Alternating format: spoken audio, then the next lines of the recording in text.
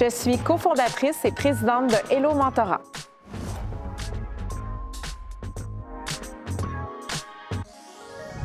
Moi, j'ai étudié en psychologie. Donc, j'ai fait ma maîtrise, mais au moment où j'ai fait ma maîtrise, il y a eu un changement important qui a été d'avoir le doctorat pour la pratique de la psychologie.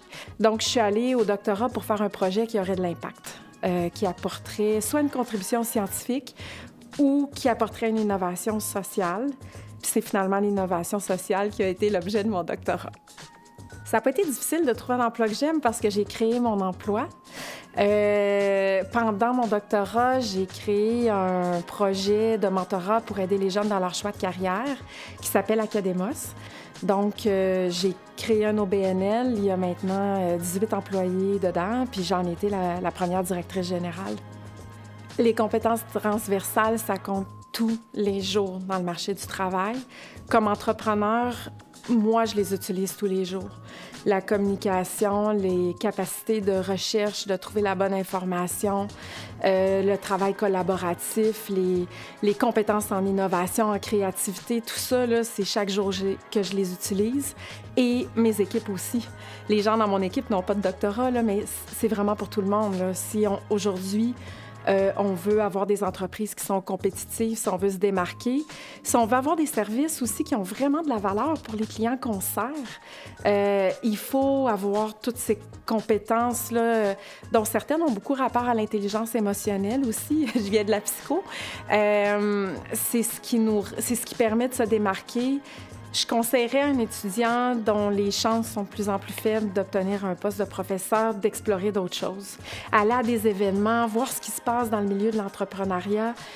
Surtout au Québec, en ce moment, on a beaucoup d'entreprises de pointe. On a besoin de gens qui en ont des doctorats. Et c'est dans plein de domaines, ça. La plus-value d'avoir un doctorat sur le marché du travail, il y a la carte de visite qui est associée aux lettres PhD après ton nom. Il y a des milieux où tout de suite, ça donne de la crédibilité.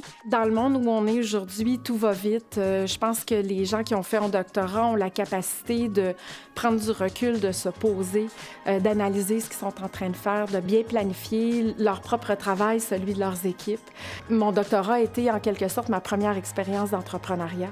J'étais pas dans une équipe de recherche avec un projet déjà défini. J'avais un directeur de recherche qui m'a encouragée à choisir mon propre projet. Il fallait que je trouve ma voie au doctorat. Donc, ça a été littéralement ma première expérience d'entrepreneuriat.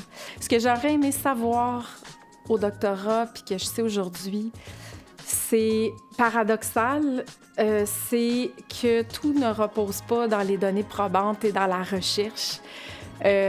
Après, dans le monde du travail et surtout en entrepreneuriat, il y a une partie de nos décisions et de ce qu'on fait avec notre entreprise qui dépend de notre intuition et de notre lecture de ce qui se passe.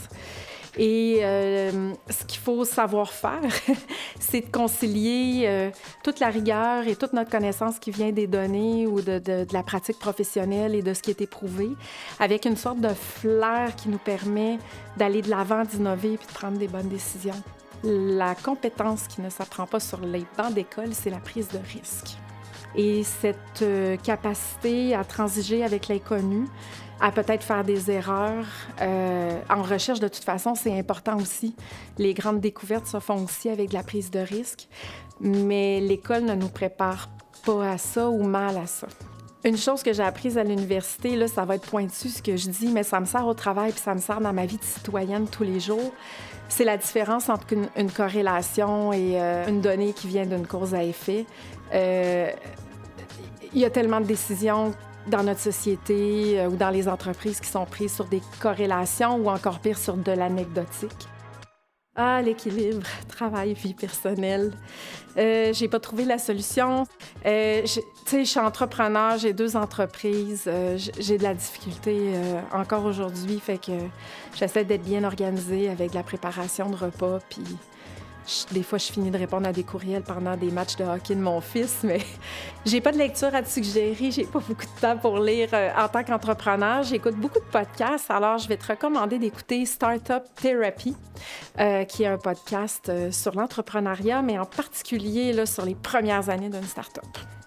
En fin de semaine, je suis allée voir un spectacle au Planétarium Continuum qui a été fait par Victor Pilon et Michel Lemieux. C'était de la musique de Philippe Glass tout le long. J'ai trouvé ça très poétique. Puis ça faisait super longtemps que je n'avais pas écouté Philippe Glass, donc depuis en fin de semaine, j'écoute ça. Là, je suis habillée en soupe aujourd'hui parce que je m'en vais donner une formation à des mentors qui sont hauts gestionnaires qui vont accompagner la relève en gestion dans une grande entreprise.